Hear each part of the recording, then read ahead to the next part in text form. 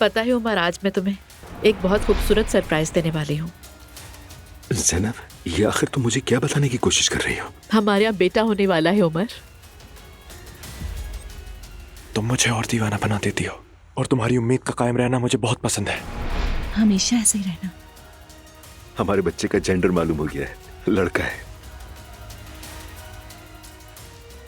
नूर बेटा, अब्दुल्ला साहब ने हुक्म दिया है कि वो तुमसे नहीं मिलना चाहते। मैं अपने दफ्तर पर काम पे वापस आया हूँ। आपसे कुछ हेल्प चाहिए एक काम के बारे में। हमारे नए होटल में जो खाली दुकान है, वहाँ वो अपने आर्ट पीसेस सेल करना चाहती है।